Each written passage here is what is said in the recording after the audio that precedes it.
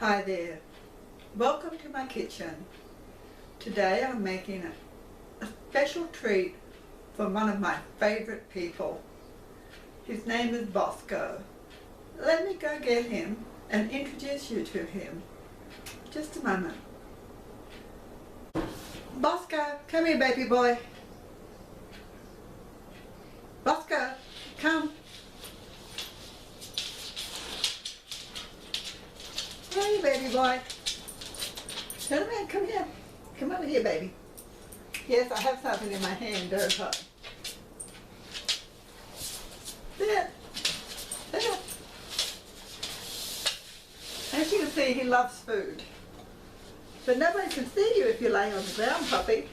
Come on. Out. It's going to be difficult.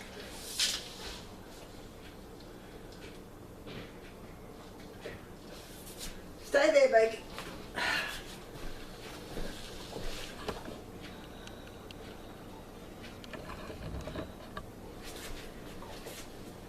There you go, Bosco. You want to say hello to the people? Bosco, say hello to people. You can give them one of your famous smiles. No, he's not going to smile for us today. Oh, there he goes. Hey, baby boy. Yep, that's Bosco. Now that we have the introductions out of the way, I'll go ahead and get started. As I said, it's only 3 ingredients.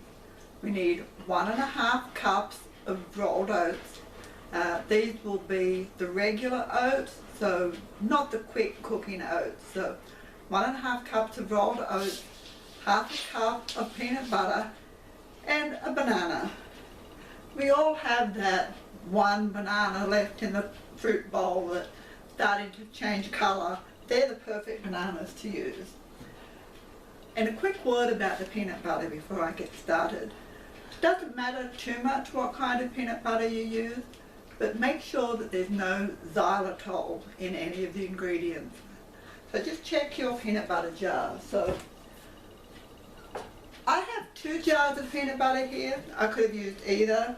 One is an organic that only has organic peanuts and sea salt.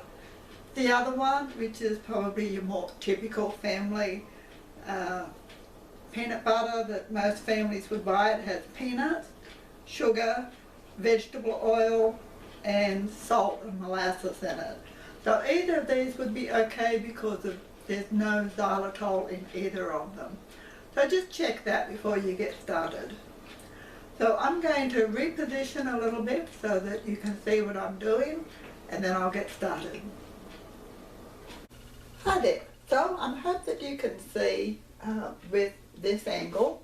So I'm going to go ahead and get started. The first thing I'm going to do is have the rolled oats in my food processor. I'm going to grind those up. And if you don't have a food processor, a blender will work for this step just as well.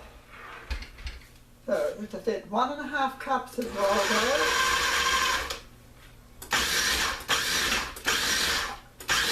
I'll just pulse these until they are finely ground.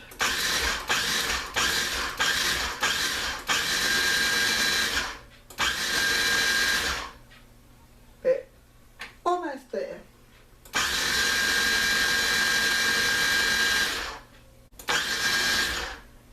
There we go, that should work. So I'll set that aside for a few minutes. Have my mixer out. I didn't plug it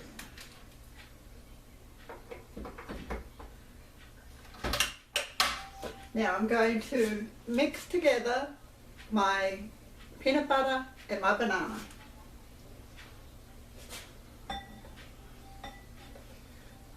So there's 1/2 cup of peanut butter, all nice and gooey.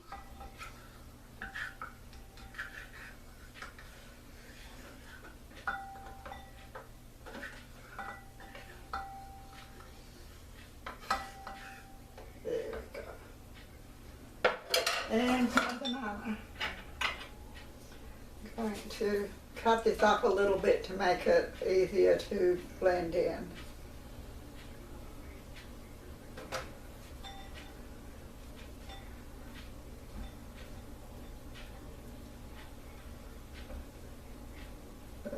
go. Nothing dogs like better than peanut butter and banana. So I'll get those mixed together to a fairly smooth consistency.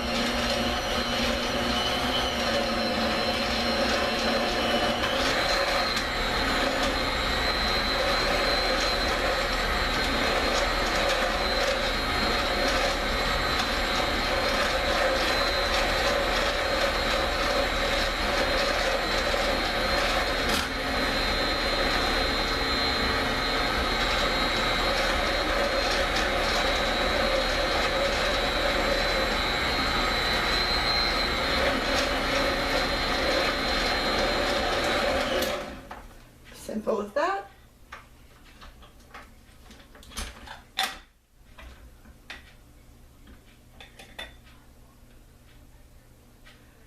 Get this wiped off here. Now there's a little bit of a few lumps of bananas in here. It's not going to hurt anything as long as it's mostly smooth. I think we have that. It actually smells good even though it's just bananas and peanut butter at this point.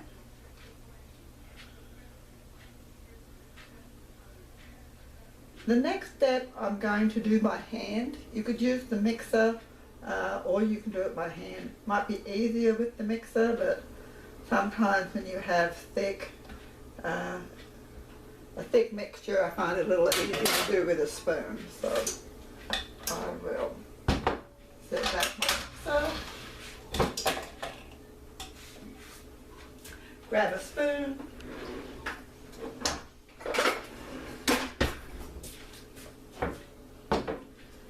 I'll mix almost all of the oats. I'll keep back a tablespoon or two for flouring down the board when I'm rolling these cookies out.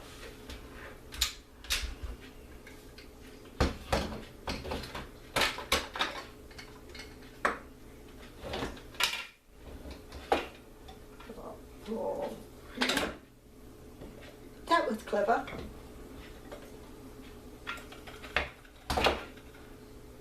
Take the blade out, then pour the oats in. Keep just a tiny bit back.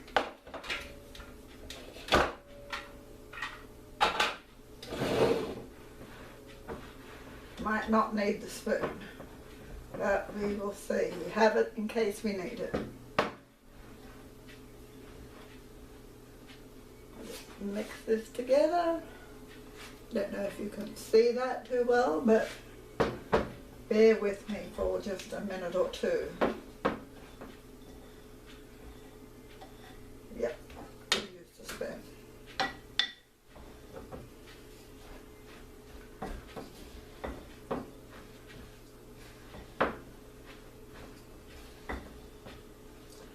Actually, I feel pretty confident that you could adapt this recipe with just a couple more ingredients to make it a fairly decent cookie for people as well. I've never tried that, but perhaps a little sugar because people tend to like sweeter things. Just a little sugar or sweetener, and don't know that it would need anything else. Maybe an egg to just help everything bind a little better. And I bet you'd have a really good people cookie. So there we go. That's pretty thick. But what I'm going to do next is roll it out onto a board ready to put on my pan. So I'll just get that set up and be right back. Welcome back. I am ready now to roll out these cookies. I'll put a little bit of the rolled oat flour that I made on the board here, just to stop the cookie dough from sticking to the board. So we'll get this out. It's a very thick mixture. get it out on the mat here, then I'll pat it all together, and then I can roll it out.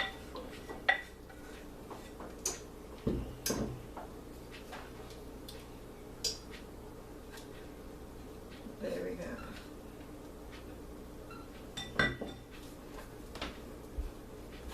Sticks together quite well, so I don't think you'll have any problem with this stage, sort of getting it together and then rolling it out. So, there we go. Put a little of this, the oats that I reserved, on top. Flatten it down and get my rolling pin. I roll it out to about a 1/4 inch thickness, and then you can use your favourite cookie cutter shape to cut out your cookies. Now, I don't have a cookie cutter that I want to use, so I'm just going to cut this into biscuit-sized pieces once I've rolled it out. Roll it out, bring all the edges back in together.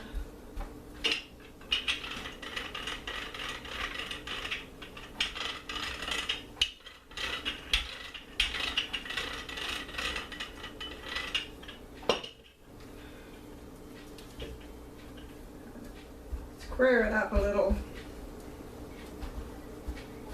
Not that you need to do this, it just makes it easier to get the cookies similar in shape and size.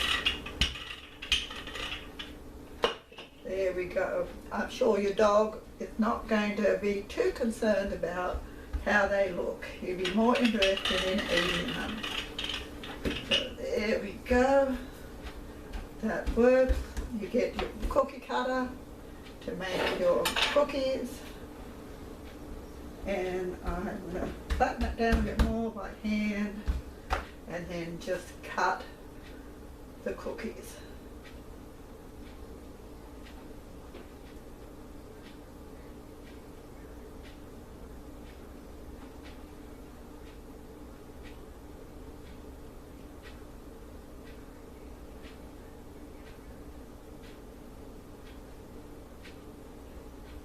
And as you see, they don't even have to be all the same size.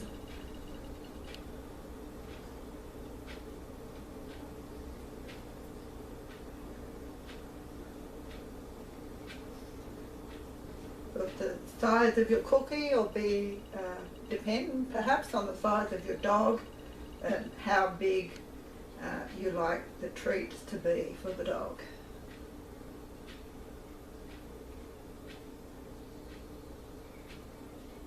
There we go. Got my cookie sheet. I like to put parchment paper on my cookie sheet. I do that basically pretty much any time I'm baking with a cookie sheet, but I don't know that it's necessary. Just something that I like to do. So I lay the cookies out on the cookie sheet. These will bake at 350 for about 15 minutes, or until they're starting to maybe brown up a little around the edges. So get these on the sheet. Just a little space in between them.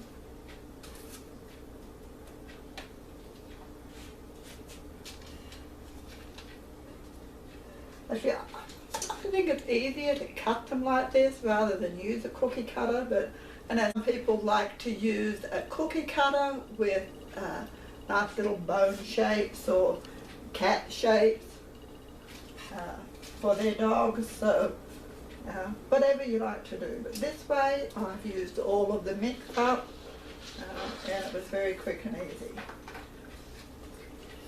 So I will pop these in the oven for about 15 minutes and I'll be right back. Welcome back. Our doggy cookies are ready to come out of the oven.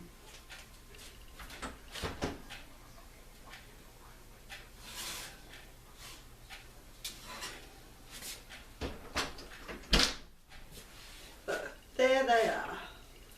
We'll let these cool down and then we'll let our doggy expert give them a taste test and let you know how they are. Well, now it's time for the taste test, and our tester is very eager to try it. So, oh, sounds like that was good. Can you come around here a little bit? Look at the camera, baby. He says, just give it to me, Mummy. There you go, baby. And it was a success. I hope you come back and join us again soon. And have a great day. Bye.